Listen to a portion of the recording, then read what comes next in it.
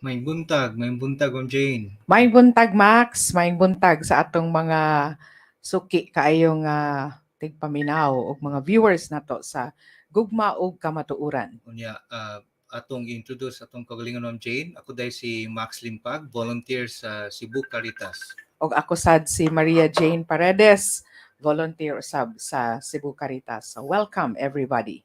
Og naalasad ta kay every Thursday man ta mag Facebook live dinhi sa atong Cebu Caritas nga page. Unya cross-posted ni siya sa lain-lain nga mga parish nga mga pages. Pero una pa ta magsugod, Ma'am Jane, atong sugdan ang atong episode with a prayer to be led by the President of Cebu Caritas, si Father Alex Cola. Sa ngalan samahan, og sa anak, og sa Espiritu Santo. Amen. Langit no namong amahan, kami nagpasalamat kanimo sa mga grasya nga imong gihatag kanamo. Ilabi na gayud dining online forum nga naghisgot kabahin sa Gugma ug Kamatuoran. Diin karong panahona naa ang fake news ug disinformation, maghari unta ang kamatuoran ug ang gugma diha sa atong katilingban. Ginoo, ubani kami kanunay, kay kun wala ka, ang among mga paningkamot wala gayud paingnan. Amo kining gihalad, kining tanan nga magrasya nga among gipangayo, pinaagi ni Kristo among Ginoo. Amen. Sa ngalan samahan, og sa anak, og sa Espiritu Santo. Amen. Salamat, Father Alex. Nya, Ma'am Jane, ato silang i-invite nga kay importante kayong topic nga atong i-discuss ron. It is a topic nga daghan tawa pa kayo ni kayo mahibaw. Ato silang invite nga kung naa sa pangutana, ibilin lang, murag i-comment lang sa atong Facebook live nga stream. Onya, this week wala tay kanang busy kayo ang the rest of the Cebu Caritas team, Ma'am Jane, no? Daghan kay sila activities. Onya, daghan tag moabot pa gani nga mga activities nga ilang gipangandaman.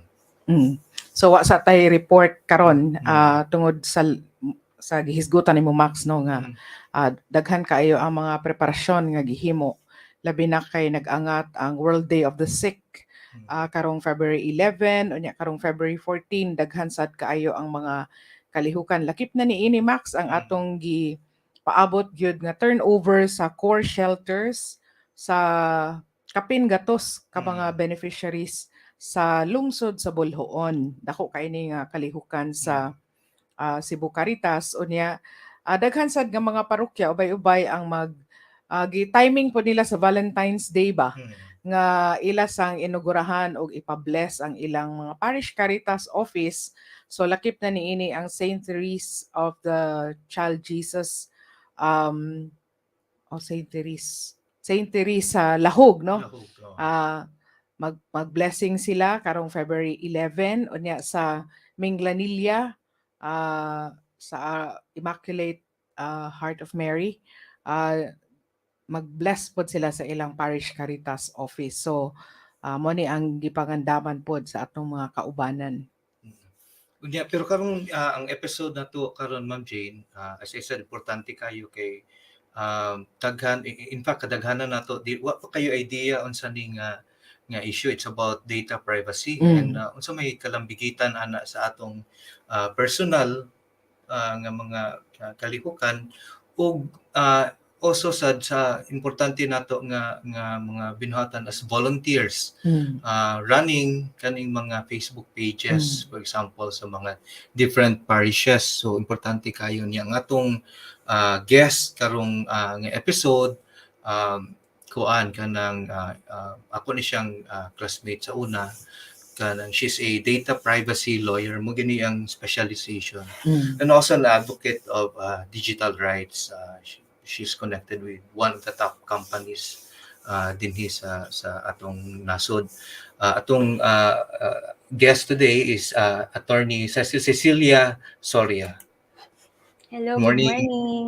Thank you. Good morning. Thank you.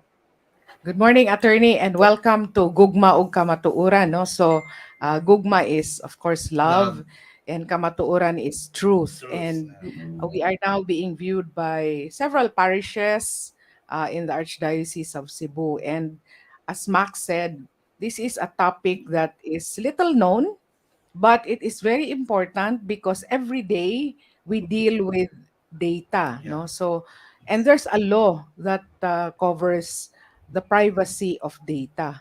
Every Yes. day we handle data, di ba? When we Mm. fill up forms, when we give out Mm-mm. information to the bank, Mm. and Mm-mm. when we register our children, for example, for baptism or confirmation, or when we are about to get married, when Mm. we secure licenses and all of that, or Mm-mm. death certificates for a member of the family, or Yes. and stuff like that, no? So, Mm-mm. Attorney Says, would you like to Yes. I'll share your give us an introduction to Yes. yeah. data privacy? What is data Mm-mm. privacy, and why is it very important? Important. Yes. So first of all, before I start, I would like to thank you all again for inviting me. It's a privilege to be able to present data privacy to a new sector kasi this is the first time that I am talking to to church people. And if I'm not mistaken as well, this is probably also one of the first times na may karoon ng discussion Mm. with representatives and volunteers from the church about data privacy. If you are following the activities of the National Privacy Commission, kasi they always have activities for different sectors of society. And for the past almost 5 years, no, actually 5 years of implementation, most of the time we hear about different sectors in the industry. Pero it seems like the church has been forgotten when in fact, as Attorney Jane earlier pointed out, the church processes a lot of personal information of its parishioners, and even even members of the community who do not live within the jurisdiction of the church. So I would like to be able to share today new fundamentals of data privacy. So I know I'm sure a lot of you are hearing this for the first time. So if you also have any questions later, I think you can send the questions, and I will answer them. Okay. So first of all, we ask the question, what is privacy? Usually, when you take a look at court decisions, even in the Supreme Court of the Philippines, they say that privacy is the right to be left alone. So ibig sabihin, um, other people will not interfere with your decisions, with whatever you're doing, with your data, etc. Of course, when you take a look at this from the lens of Filipinos, and actually Asians in general, it's a bit more complicated. Kasi what we see for the most part is privacy from the lens of Western thinkers or Western traditions. And when the Data Privacy Act first started to be implemented in the Philippines, we were talking about how this could be a bit of a challenge in the beginning because masyado tayong familiar. Even in with our friends, we tend to share a lot. There was one foreigner before that I met, and he said nang it was disconcerting for him to meet a Filipino for the first time, and then after a few minutes the Filipino will say, where are you going?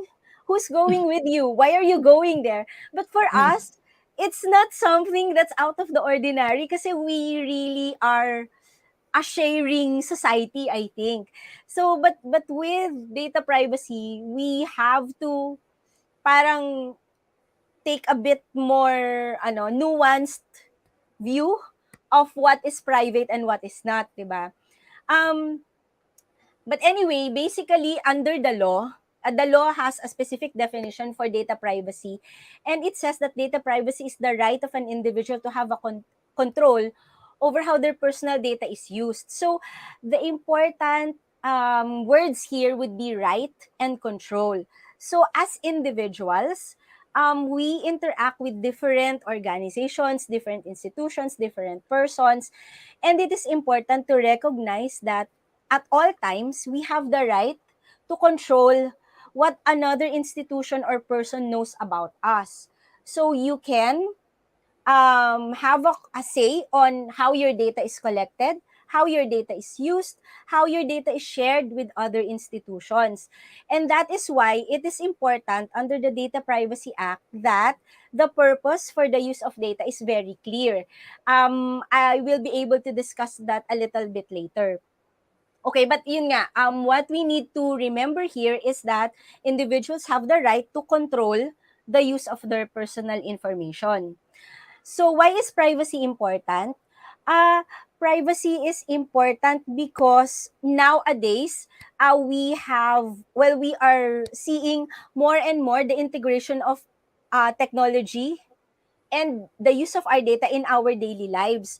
So there is sometimes a tendency yung tinatawag nila to na parang fatigue na some say consent fatigue or privacy fatigue, that when people give us information about how they use our data or even ask our consent, sometimes we just click yes without really thinking what we are saying yes to, right?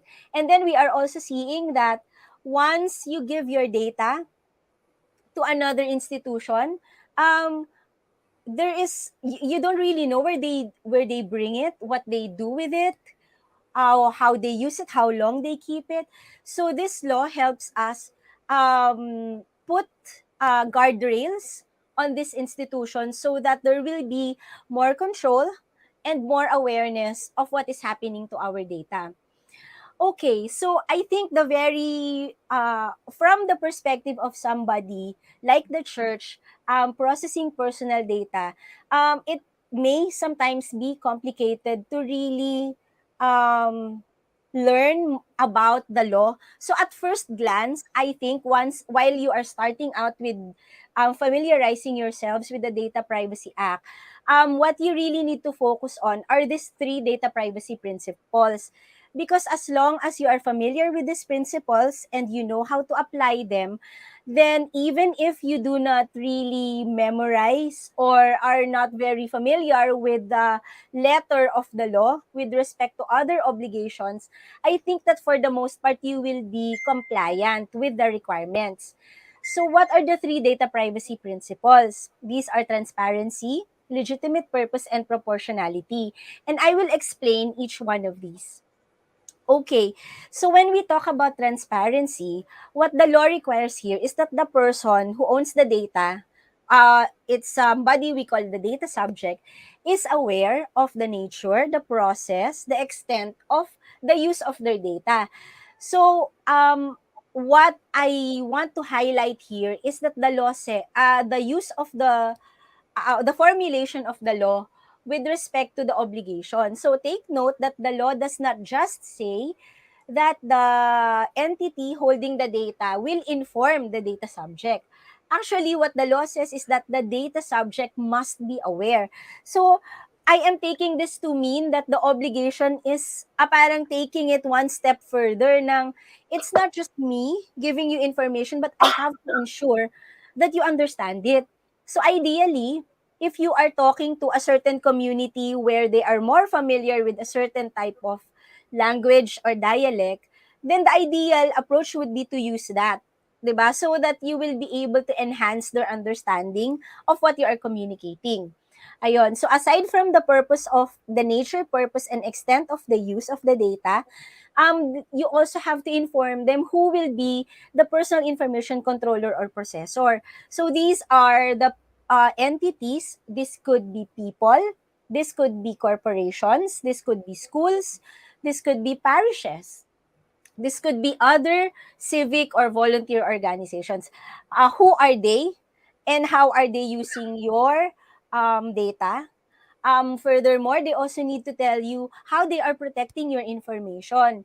Aside from that, they also have to tell you what are the rights of the data subject with respect to the information that they are using. So later on, I will also explain what these data subject rights are. But as of now, I would tell you that yes, while there are eight types of data subject rights under the law, depending on how they use your information, sometimes you can exercise some rights, sometimes you can exercise all rights. Yun. So we will discuss that a bit later. Okay. So the second principle of data privacy is legitimate purpose. So what do we mean by legitimate purpose? It means that when I use your personal information, I use it in a way that it is compatible or consistent with the purpose that I earlier told you. Kasi 'di ba, this actually connects to transparency. So the first obligation is for you to inform.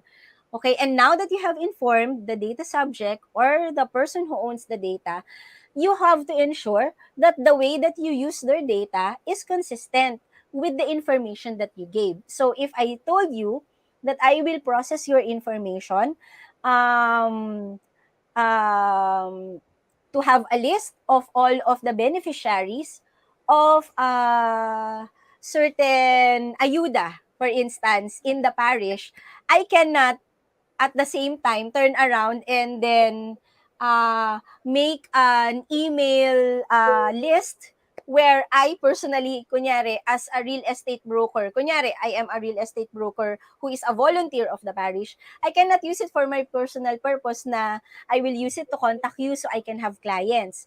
Diba? So, the purpose for the use should be very it should be defined and that there should be boundaries between who can and who can't use your data.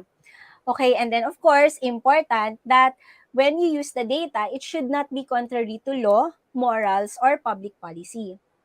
And finally, the last data privacy principle is the principle of proportionality.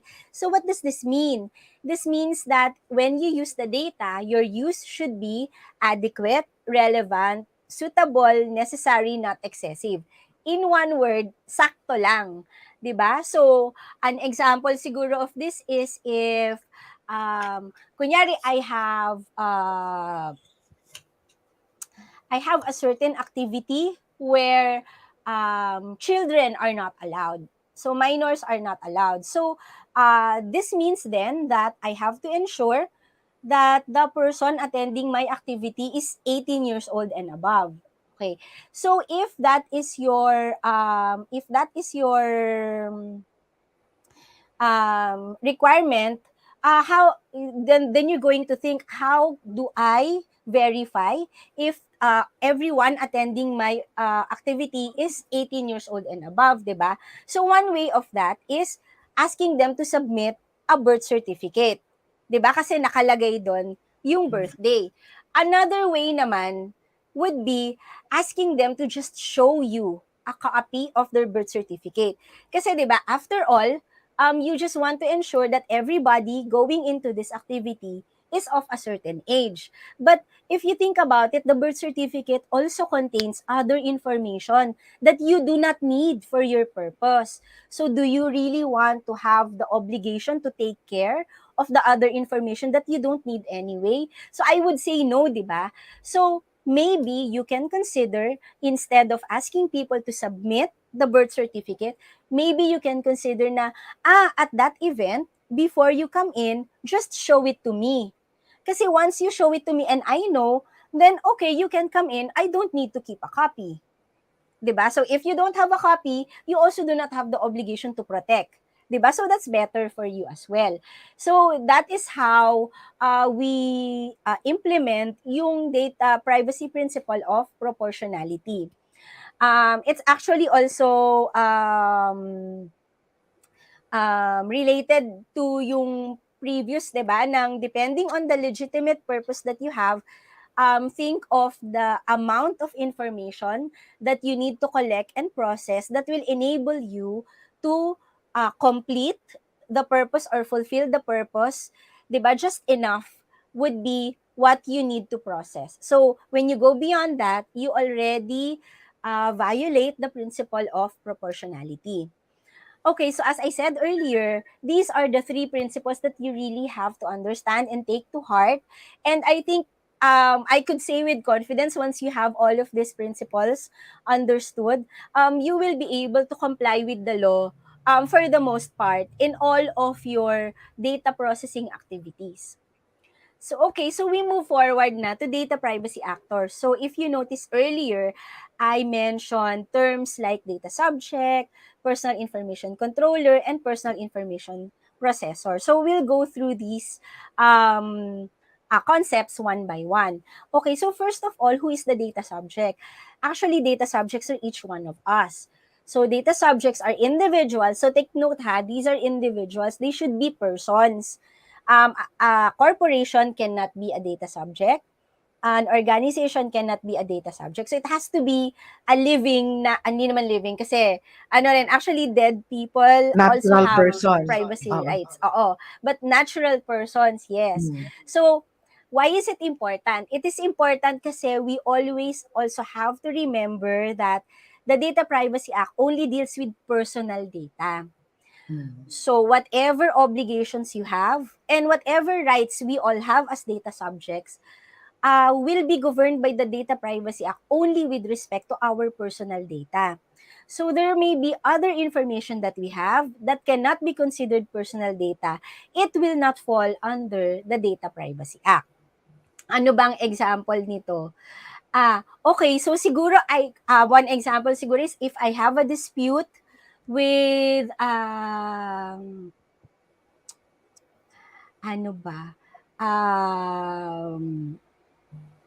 Meralco. Mm. And then I was asking them, kunyari I was disputing yung Bill. the electric bill, 'di ba? Mm. And then kasi as a data subject, you have certain rights eh.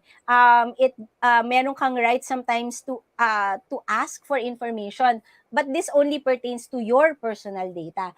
So kunyari ako, if I have a dispute with Meralco, can I go to Meralco and say na give me information on how your personnel computes the electric bills. So I would say that one, Meralco is not obligated to give it to you. Why? Because the way they compute the bill is not personal data. However, you can certainly go to Meralco and say, can you give me the billings that you issued for my electrical connection for the past 2 years? That one they should give it to you because it's your personal data. 'Di ba? Yung use mo ng electricity is considered your personal data. Okay. Next, personal information controller. So, a personal information controller is a person who has the authority to decide how your personal information is used or processed. So, ano yung controller? By the word controller, di ba? So, the important term here is also control. So, they will be the one to decide what type of information do I need for my purpose? How do I process it? Do I just write the information on sheets of paper or do I type it in a computer? When I need to send that information to another entity, do I send it by email? Do I send it by LBC? So, an entity who makes those kinds of decisions is a personal information controller. What we also have to remember here is that a controller can be an organization. For example, a parish, is a personal information controller, di ba? Because you process personal data and the parish also decides what type of information must be processed. So, for example, if a parent goes to the parish and says, I want to schedule a baptism for my child, it is not the parent who will decide what kind of information he or she To will give out. submit to the parish. Mm. It is the parish that says, oh, okay, so for us to schedule that baptism, give me the following information. So that's an example of a controller. But even an individual person can be a controller. What is an example of this? An example is a doctor.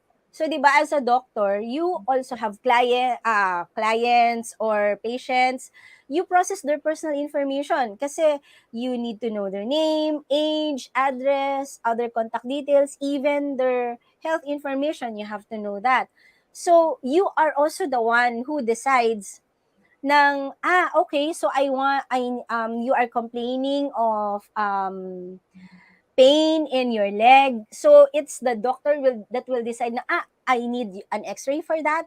Maybe you also need blood test for that. So it's the doctor who decides. So the doctor is also a personal information controller. On the other hand, we also have a personal information processor.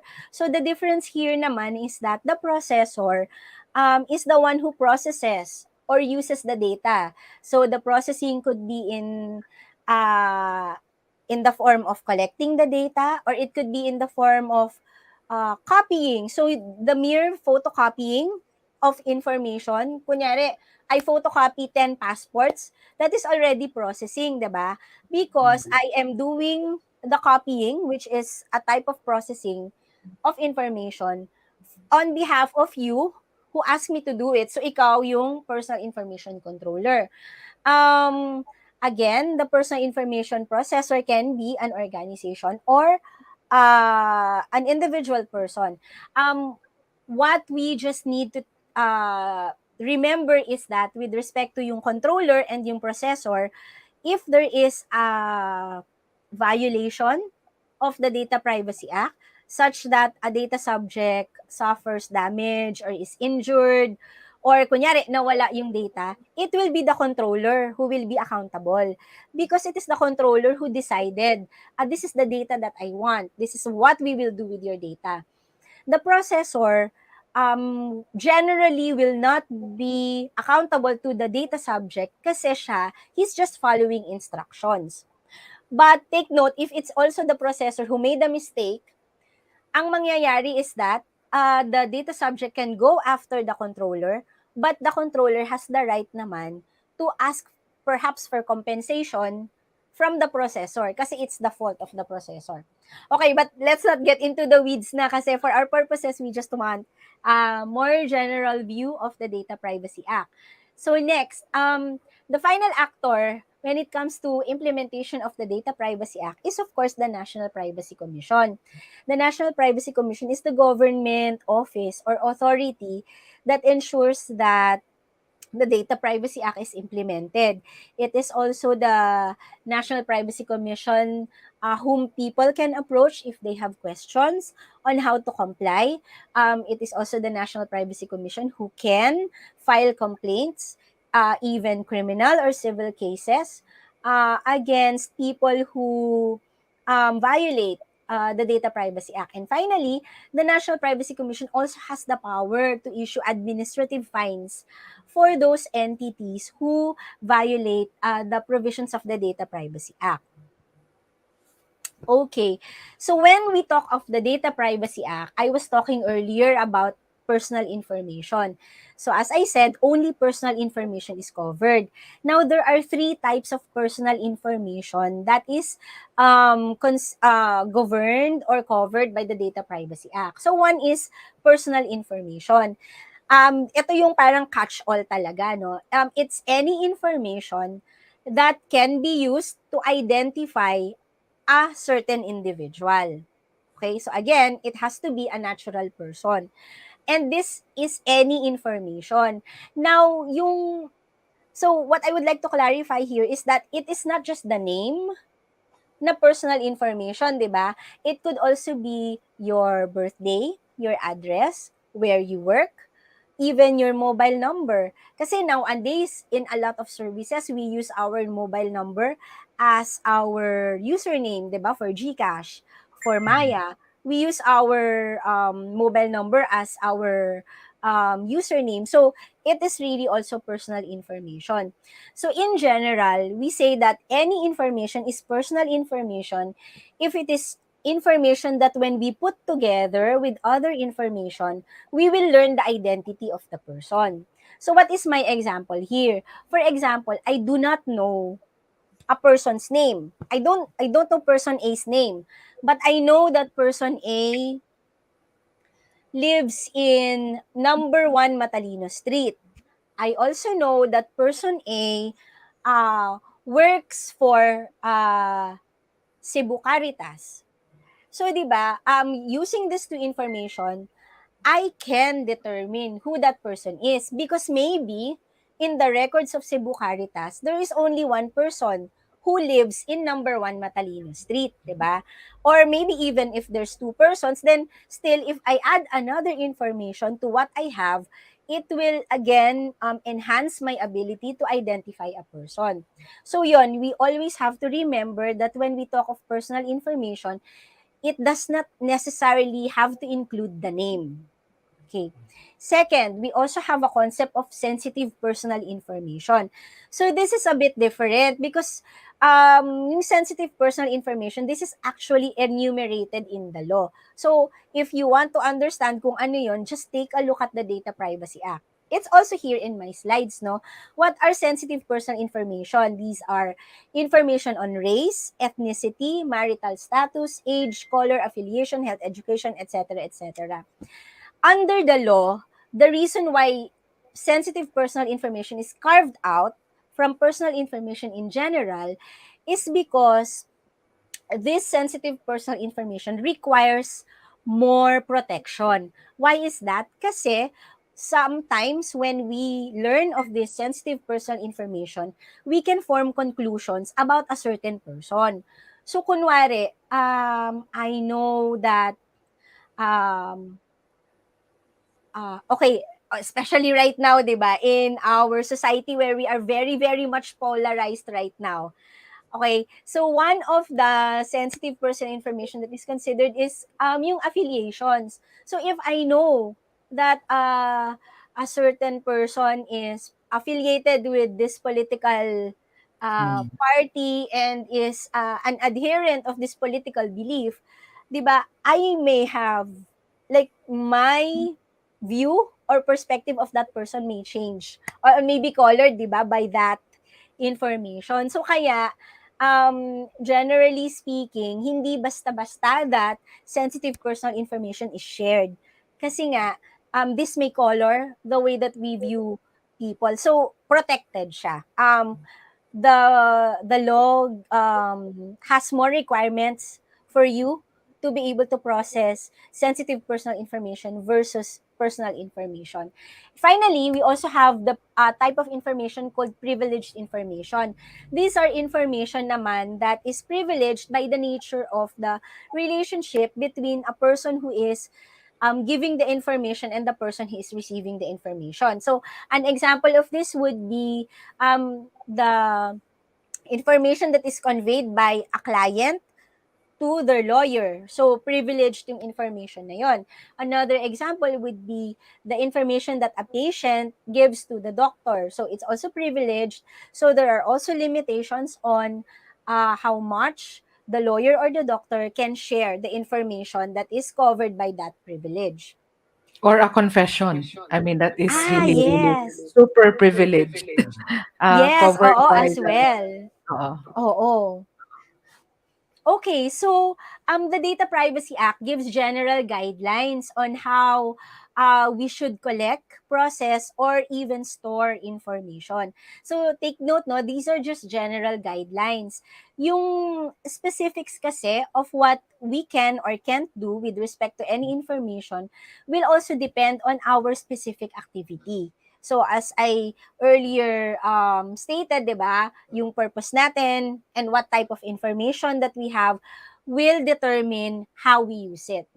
Okay, so for collection of information, where you're at the point where you're asking a person to give you their information, we should remember that first of all, yung consent should be obtained. I just have a qualifier here. Not in all instances naman that required yung consent. Kasi there are lawful bases that are enumerated in our Data Privacy Act. So what are these? Examples of this nga is one, yung consent. Second is if you have a contract, kunyari, if we have a contract with each other, I don't really need to ask for your consent anymore in order to process your information. Because in the first place, I will need your information in order to be able to execute my obligations in our contract. Another example as well is if, for instance, yung police investigation for crimes, or if there is a public health emergency, for instance. 'Di ba? Of course, everyone is very familiar because we just went through and are still going through COVID. ano ba, ongoing 3 years of COVID, right? So if you recall, all of us were required to fill out health declaration forms. And our consent was not really asked because this was in response to a public health emergency. So may batas. There was a law that required everyone to disclose yung kanilang health status before entering certain places or engaging in certain activities. Okay, and then when you collect your information, you already have to know the purpose why you need that information. So, hindi pwede that you will just decide the purpose after you already have collected it. Kasi that will already be a violation. So, dapat prior to collection, it's already clear to you that this is my purpose. And actually, you already have explained it to the data subject. So, and then Attorney Seth, process, yes. before you proceed, Okay. maybe we can come up with a specific scenario, no? That's Mm-mm. applicable to the parish for the 3 stages of collection, Sige. processing, and retention. So maybe we can have a scenario of si Max, for example, will go to the parish Mm-mm. secretary to have his son registered for confirmation. Confirmation. Okay, Okay. uh, so basically, Max is going to deal with the parish secretary in this case. Yes. And the parish secretary will be the one to collect the data from Max, right? Yes. So so probably we can go through the stages using that kind of scenario, attorney Okay. says, Sige, so that sige. para mas Mas real. relate Oo. sila. Oo. Yes. Okay, Sige. so sige. So let's use that example, 'di ba? So if Mm. you need to go to the parish secretary. So for collection, in this case actually, I do not think that consent is the basis for the collection kasi there is something that Max needs from the parish, and then correspondingly the parish will fulfill a certain will do something in response to the request of Max. So even if it's not written, we can actually consider this a contract between them. Diba? Because there is a meeting of the minds na Max says, I need this. The parish says, okay, if you need this service, give me this information. Okay. Mm. So in that case, the consent of Max is not required. By entering into that verbal contract, Max already actually consented. However, the parish has an obligation to say to Max that these are the information that I am collecting from you, and my purpose for collecting that information is 1, 2, 3, 4, 5. So it should be clear there. And this is why if you notice, if you go to certain establishments, for instance in the bank, even in hospitals, they already have what is called a privacy notice that is part of the form. So it does not really have to be complicated kahit na you can just enumerate actually the purposes. So parang mas simple and easier to understand. If you can use the local language, all the better because this will also enable the people in the community to understand clearly, 'di ba? So yun, the purpose, ideally you should also include there until when you will keep that information so that the person knows, Max knows na, okay, so if my purpose is for baptism, then how long will the parish keep that information? So it depends. It could be that of course, the details of the baptism as well as the baptismal certificate, a copy of it will be kept by the parish. That's reasonable kasi I think throughout the lives naman of the people baptized, they can go and get a copy. However, for instance, while you are organizing this baptism, I also ask for Max's email address and phone number because I need to coordinate with him. So after the baptism has already been completed, has already been done, do we still need to contact Max? Maybe no longer needed. So maybe there should be a time for us to delete his mobile number or his email address. So that is also what is important. That is also why it is important for us to know the purpose when we collect certain information because some information may be needed to be stored for a longer time, but some information maybe we do not really need to keep it anymore.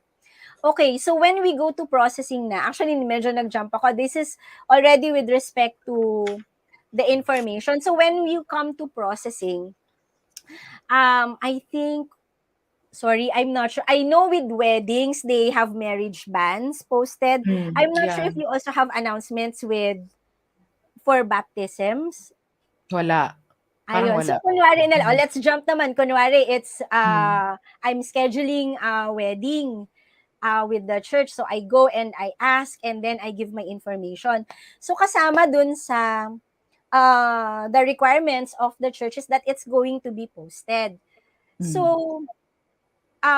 siguro yung next question there is, where are there limitations on where the parish can post that information? I am not familiar, but has there been an instance where even in the Facebook page of a parish nakapost yon, or is it just the practice na it's just in the church premises?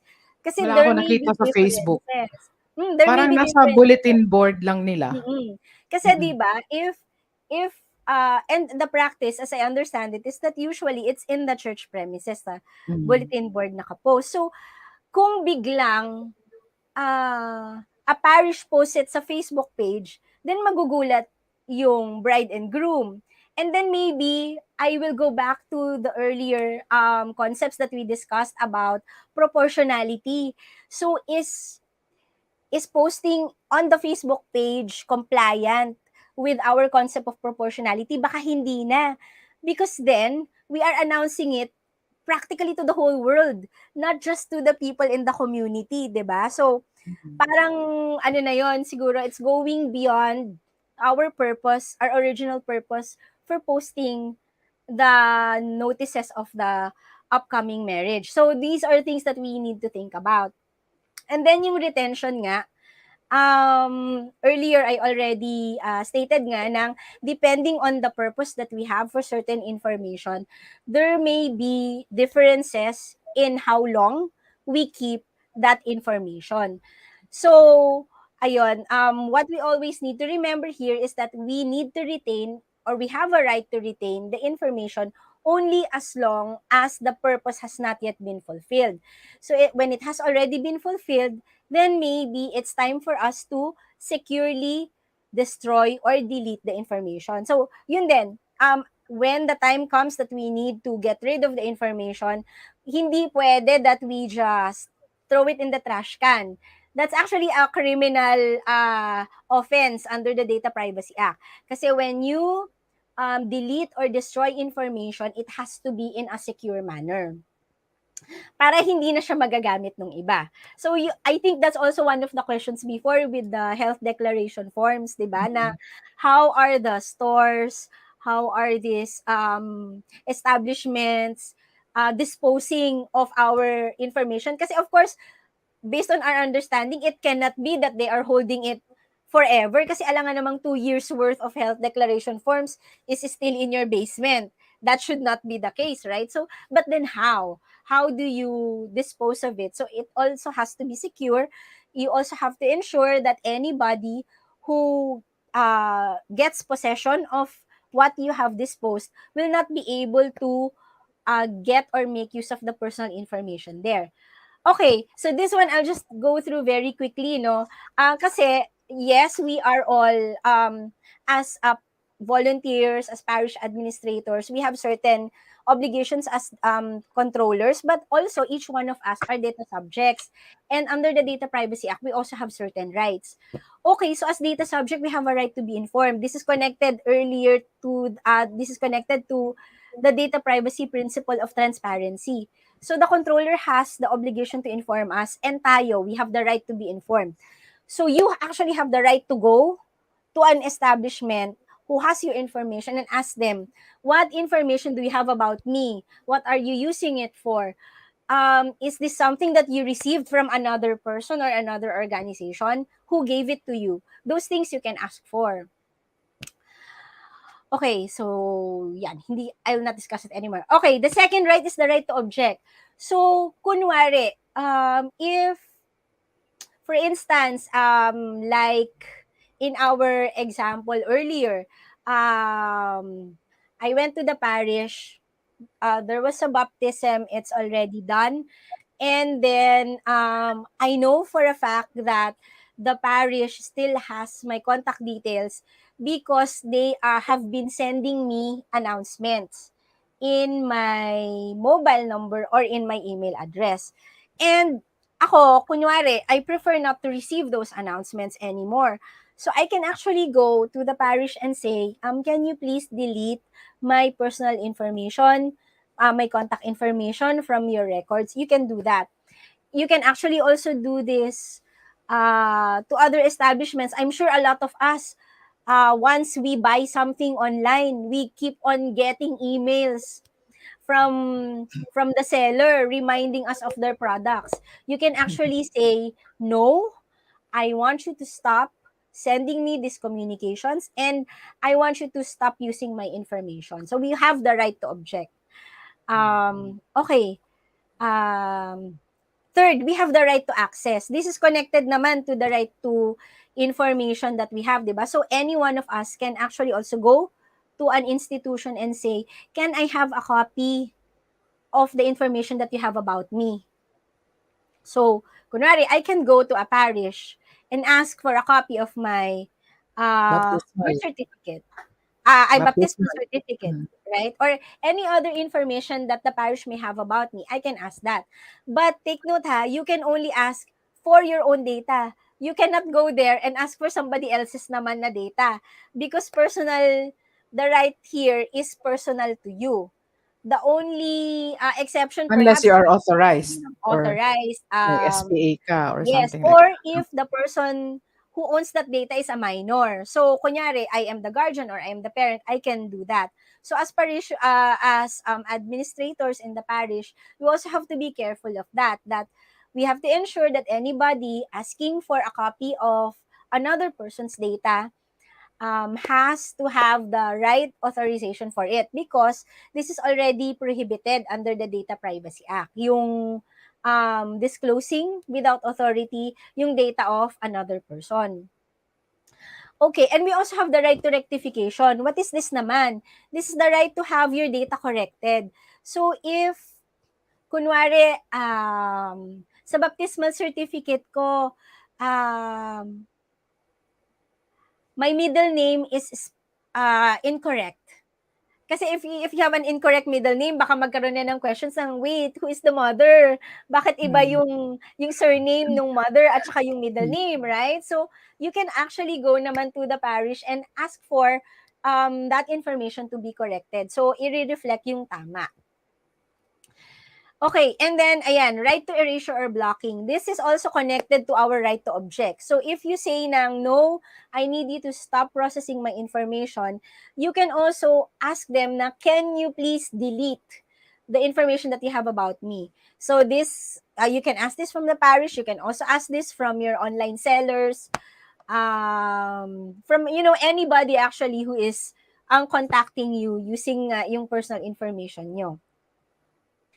Okay, and finally, you have the right to damages. So if you feel that despite going to the organization or to that person and asking nicely for the recognition and enforcement of your data subject rights, if they continue to ignore you, you have the right to complain and ask for damages. So the Data Privacy Act provides for damages. The Data Privacy Act also provides for penalties such as imprisonment and fines to the offending party. The Privacy Act also provides for administrative fines naman for entities that do not comply with the law. Okay, and then you have the right to data portability. This doesn't really apply. Well, for the most part, it doesn't apply to parishes. Kasi here, the data has to be structured in an electronic format. So, I have it and then I give it, I ask for it and it is given to me in that electronic format. So, kunwari, if I have information and I ask that I know is stored in an Excel file, I ask for a copy of that file and so that I can use it elsewhere. So yun, I do not see this as applying in general to the activities of the parish. Okay, and yun nga, we also have talked about earlier the right to complain. So as a general rule, when you have issues about how they use your data, you have to go first to the controller, so the entity holding your data. Give them a chance to correct. Kasi baka naman it's an honest mistake. A lot of times naman kasi, honestly, if it's an organization na processing a lot of data, sometimes it's really hard to keep track. I mean, even if there's the law, honestly, it's really hard to keep track naman talaga. So give them a chance to correct it, give them a chance to make it make the situation better. Now, if they ignore you, you have two options. You can go to the National Privacy Commission, or you can actually go directly to the courts. Pero I would actually suggest go to the National Privacy Commission kasi it's now very easy to complain before the NPC. No, they have a process where you can complain online, and you don't really have to go to their offices anymore. Based on my experience, kasi in my day-to-day work as privacy lawyer, I also handle complaints. So, yung process ng NPC, they do online hearings. So, it's very convenient na rin talaga for the data subject. Kasi before, that's one big barrier for complaining, that you have to go there repeatedly, expenses ng travel, take your time, etc. But now, online yung hearings ng NPC. So, it's really easier for the data subject to raise a complaint against any violation. Okay, so ayun, that's the end of my presentation, and actually we don't have much time already, but if you have questions, I'll be happy to answer them. Thank you. Sige. Okay, Max. Kanang Ma'am Jean, I don't have the information, but I wonder what happened to the health declaration Yeah, forms what sa happened mga to all those parishes? forms? No, I mean Yeah, in specifically the sa parishes also, di no? ba? They also had. Oh, di ba? There was a time na they were required, people were required To fill up. basta mga hearing masses or mga church event. What happened to all those forms? So how do you securely dispose of yung mga ganung forms, Mm-mm. Cecil?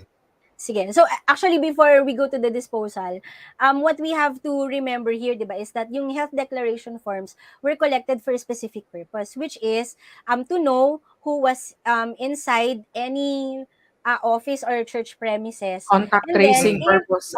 if there is a report ng one of those attendees are sick, di ba, i-inform yung iba. So, after 1 year, hindi na valid, 'di ba? Kasi kung nagkasakit man, then probably magaling na and wala na yung virus. Hindi na Or baka communicable. There's no use for contact tracing anymore. So, if you're still keeping it after 1 year, then you really need to securely dispose of it. So, how do you do that? You can shred, you can burn, but I don't think it's allowed under the Clean Air Act. But don't sell it as scrap paper, kasi yung recipient will be able to see the information. And di ba, as discussed earlier, sensitive personal information is entitled to more protection. And yung health is sensitive personal information. So yung information that they stated there about the symptoms they have, even if yung answer is that they had no symptoms, that is still considered sensitive personal information. So yon, do not sell it as scratch paper. Do not reuse it as scratch paper. You need to dispose of it in such a way that the information is no longer readable. So, pwedeng shred. If you don't have shredder, you can just tear it up, cut it up. Or, I think in our online platforms, we can already buy yung para siyang, I have it yung para siyang stamp pad, but then, may mga nakasulat. So, like, when you stamp it on a piece of paper, you will no longer see the text behind that. You can also use that. So, yun, there are a lot of ways, no? But just ensure that the information on that paper is no longer usable. Okay. Attorney says I have a scenario here. For example, the parish secretary is actually the controller, no? Of the data. The whole parish. the whole parish. So Oo. let's talk of liabilities and accountability. So there's mishandling of the data. Kunyari, um, naibigay ng parish secretary ang kopya ng isang marriage certificate Mm-mm. or marriage certificate to a party na hindi naman party to the marriage, no? Neither to the bride or to the groom. And Mm-mm. that particular document was used in a case for bigamy, for example.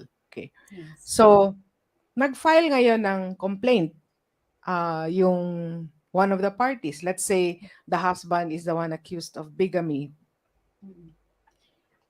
How high does the liability go? Because the secretary can always say, parang ministerial act lang yung ginawa niya to issue. Is the parish priest liable in this case? He Mm-mm. being the chief administrator of the Mm. parish and the chief Actually, custodian of the data. oo. Yes. I would say nga baka hindi din talaga liable at all because one of the lawful basis that we call it for processing personal data is if you need to use it to protect your legitimate interest. So you could say, for instance, that the original wife was protecting her interest, 'di ba, in filing the bigamy case against the husband. So the wife can use that and the church can use that the wife came to ask for that document because she needed to protect her legitimate interest. In this case, for her to be able to file a bigamy case against, kunyari, the offending party, which is the husband. So I would say in the scenario that you gave, as long as we are sure that we gave it to the right person, and perhaps for the protection of the parish, it has to be well documented that this is the reason why you are asking for a copy of this. This is the purpose, and it's going to be submitted for the court, etc. So ideally, maybe you can ask for, if there has already been a complaint filed, or just proof that meron talaga siyang ifa-file or naka-file, then you can, I think, in that case, share that information without any legal liability. Kasi nga, you are processing it under the basis of legitimate interest. Okay. Parang moral duty. Parang ganon. Yes. And I think siguro one of the easiest way na people get access to all this information, personal information, is when admin controls over Facebook pages are shared, or how it is handled, di ba? Because often you have one SOCOM na volunteer, and then busy ang SOCOM, then saying na, "Oh, you need to do the live streaming," and then sige, i-add as admin si so and so. Ang intention mo is to give that person control to do the live streaming, but by doing so, you're also giving that person access to the messages na some of them maybe carrying mga personal na mga information, di ba? Asking the parish for, for instance, health information. Can you say prayers for me because so and so is sick? Mga ganun. Yes. How do you deal with that scenario? Ideally, there is a way for us to limit yung access of a certain person only to be able to fulfill yung duty that he or she has with respect to the parish, with respect to a certain activity. So in your example, kung live stream lang naman talaga yung gagawin niya, and that's the only reason why he or she needs to be added as a administrator, then ano ba to? It's actually medyo you Technically, pwede can just use the login details of the actual administrator, or you add that person whenever the live stream will happen. I don't know kasi in Facebook if you are able to limit the access to the messages. yes. Kasi if there is a way na admin ka but you cannot see the messages, then Yun. that would Okay be the lang. best Mm. option. Oo. If I there think is a way may mga options, options, I think ayun. But also related to that, how do you deal with this messages, di ba na-discuss na natin to previously in a different case. How do you deal with these messages? Do you leave them there?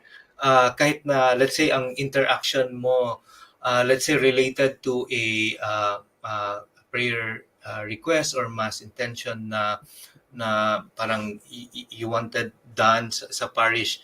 Do you leave the message there kahit na tapos na, or do you delete it? Siguro depende yan, why we need the messages. Kasi, yung the collection, we need to be able to align it to the purpose. Similarly, the retention needs to be aligned to the purpose. Okay, so kung the reason why we collected the information is in relation to a prayer request.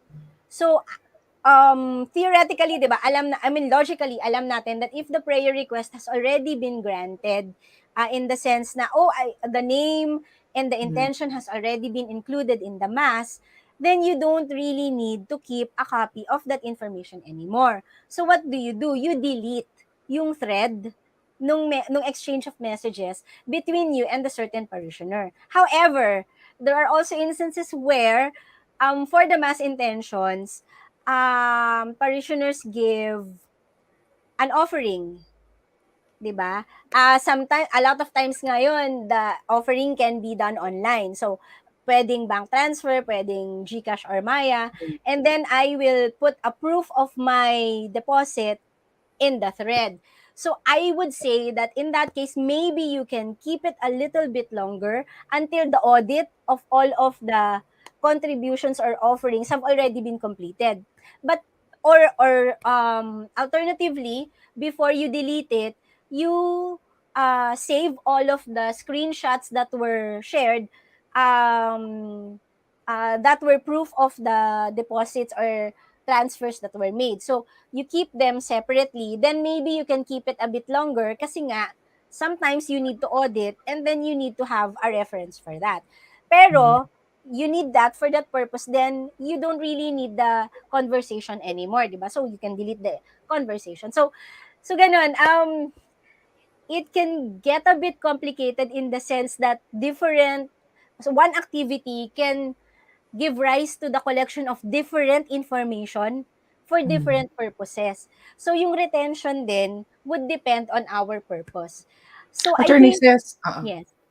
It can, yun nga, as I said, it can get a bit complicated. So what will be helpful, I think, is for the parishes to already make a list of what are the activities that we are doing, what are the information we are collecting for each activity, and then how long we will retain para at least there's no confusion. So that we are able to protect kasi where there are information na hindi na kailangan, we delete, but for those information that is still important to us, we retain and we secure. in relation to that, there are parishes that in the spirit of transparency, kunyari, they have a construction project going on. They're going to build, they're going to refurbish the church, no? So they're asking for contributions. Now, some parishes, in the interest of transparency, they post on Facebook the names of, they have a running accounting of the contribution so far. So, kunyari, Max Limpag, 50,000. Cecil Soria, 20,000. And these are posted on Facebook. Some, they do it parang manually, right after the mass, they have a widescreen, and then they post there the names of the donors, the benefactors. Would you encourage such kind of a practice, given that, it opens the door to security issues also on the part of the donors, di ba? Yes. Uy, ang yaman pala ni Max Limpag, nag-donate ng 50,000, no? You become a magnet of, unscrupulous elements. Um, on the other hand, there's the transparency issue that has to be addressed also, because the parish really wants to be, cuentas claras about it. So, anong suggestion mo dyan, attorney says. Yes. So in this case, again, we go back to our principle of proportionality. So our purpose here is to meet the need of transparency in the sense that the parishioners should know where the donations are going, how much the running total of the donation is. So you have to ask then, does each one, do we have to publicize the identity? Kasi baka naman it's important for purposes of transparency to just have a running total of the deposits or donations per day. O baka naman we don't really need the identity. Okay, but let's just say for the sake of argument naman that the based on the assessment we arrive at a decision na I think we need to really publish the identity The so that we names. are very transparent. Then I think what we need to do there is since the publication is from the point of view naman na tayo ng data subject. From a data subject, my only intention was to donate. Since the publication of my name is not really essential such that I cannot complete my donation if you don't publish my name, right? Then I would say that the happy compromise there would be if we really want to publish names, you ask consent from the donor Donor. if it is okay with them na ma-publish yung name nila. Now, if hindi naman, if she or he did not agree, then we can consider just putting the amount or maybe putting naman like a code name, like Parishioner 1. Parang at least in that way pa din, we are able to delineate na, okay, so how much are the donations that we have been receiving, tuwing kailan, etc. I mean, it also gives you an idea kasi what each individual is giving, di ba? Pag nakikita, parang nagkakaroon din ng idea yung mga tao, okay, so I can give as much as this or as konti as this and Low. it is fine. You know how it So is, yun, di ba? consent siguro then would be Yeah. Di ba? Ganyan yung ano, Pero ganyan meron din kalaki gusto yung talaga, donate yan. So, pero meron kailangan, din talagang gustong i-publish yung yung pangapangalan. pagganyan Yes. ito, ganyan. So, we need to, Yeah. but So how do you yun, get, I mean, how do you get consent, Cecil? sorry.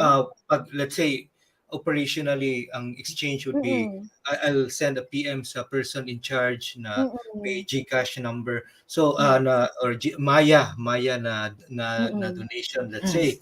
And then, ang anong kailangan mong gawin to get consent? You just tell them na, okay, we got your donation. Can we list Yes. you? Ganun Yes, lang, even okay as yan. simple as that is fine. Verbal consent.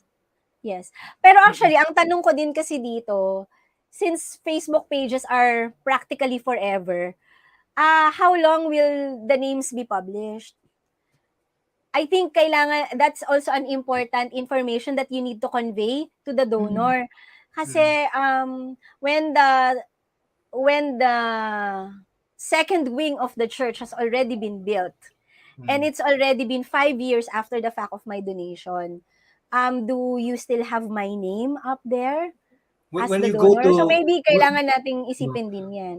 when you go to churches, di ba, may makikita kang may party to donated by, Yeah. Yes. and then may year Ayun, pa, di ba? may express consent talaga yan. Oo, yun gusto talaga nila yun kasi it's written in stone. Talagang forever Yes. na yun. But Yeah. like for yun nga, that's also something that we need to think about perhaps ng okay, so if we are kasi if you're posting for transparency in the bulletin board, after a while mawawala yun eh. But if you're posting for transparency in Facebook, forever it's there. And So searchable. baka yun ding idea na yun is not something that the donor considered when he said yes. Di And ba? Parang searchable. kasi Iba yung Importante dynamics, searchable. Mag-iiba Oo. yung dynamics pag Oo, nasa it's different kasi internet if ka na.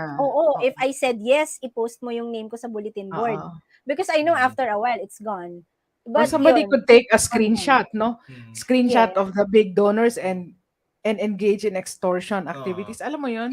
Diba? yes. It's really it's a big risk, no, to Yes. well, you want your name nakabalandra doon, but at the same time you're exposing yourself to yun nga mga Yes. criminal. And I would also elements. argue kasi na baka the need for transparency is no longer there 5 years after that project Oo or nga naman. after that project has been built, parang hindi na din natin kailangan ng running total because alam natin na hindi na daya because the building is there for everyone, di ba? But Correct. what could be the best proof that the money went to where it was intended to go than the building that is already there and everyone can enjoy?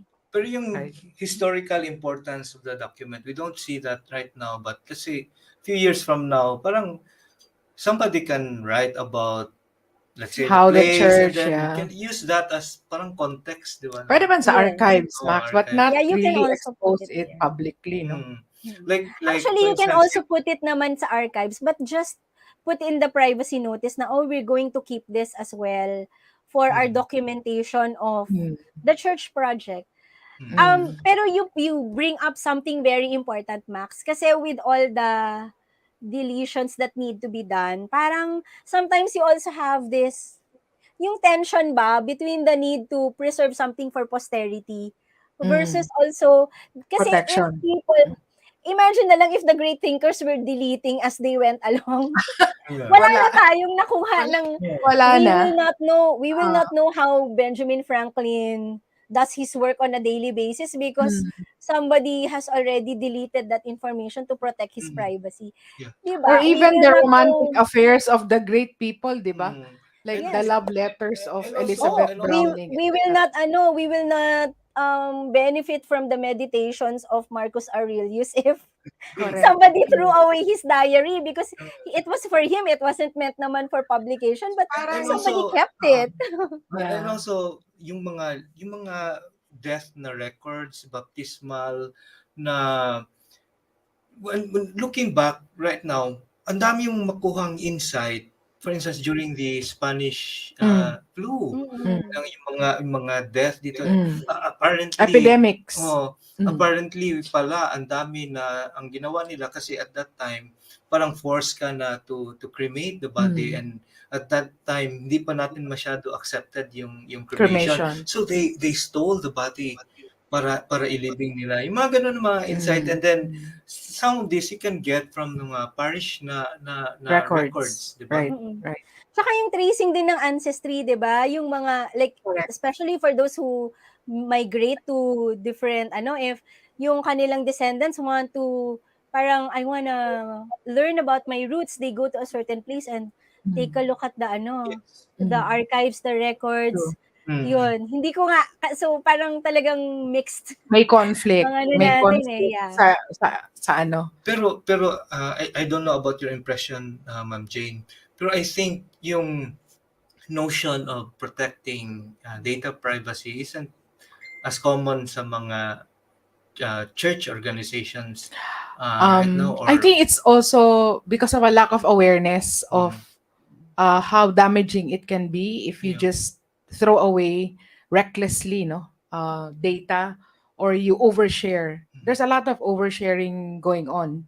As you said, Ces, we're a culture of sharers, so we really like Yes, to yes. make Pero kasi balandra 'di all ba, over. Oo. we live kasi with extended families that is Yeah. different from other cultures. Sa atin talaga, yung Diyos ko pinsan ng pinsan mo nakatira din sa'yo. So parang you don't really think twice about should I share? I mean, if you're sharing a bed, di ba pag if it's big families, you share a bed. If you're sharing a bed, parang ano yung data privacy ko dito? Medyo, Correct. nag-aano siya. I'll give you an example.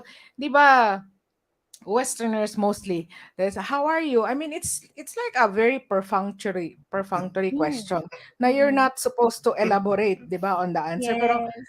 if a Westerner asks a Pinoy, how are you? And the Pinoy starts telling, Ang how answer is he's also doing okay.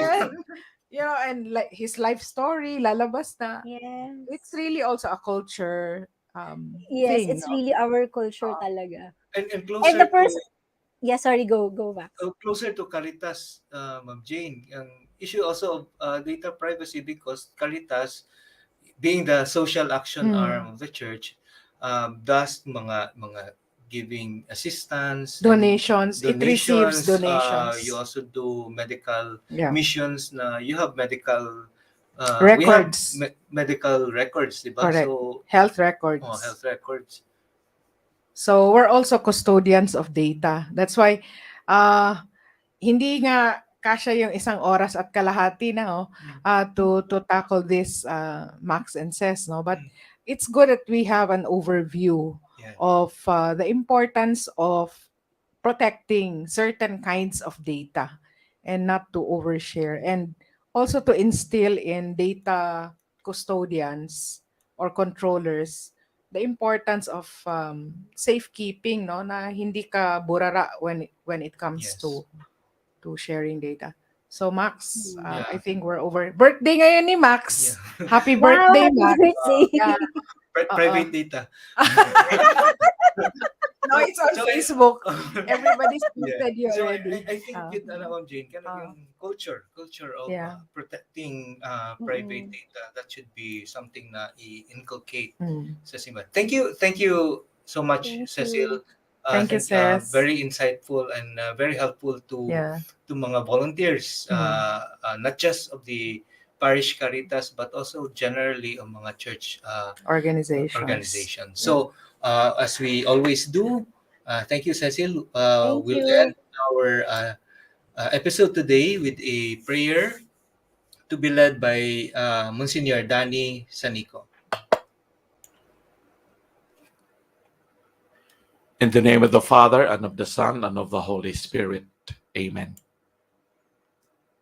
God, loving and providential Father, we thank you for your ever presence in us.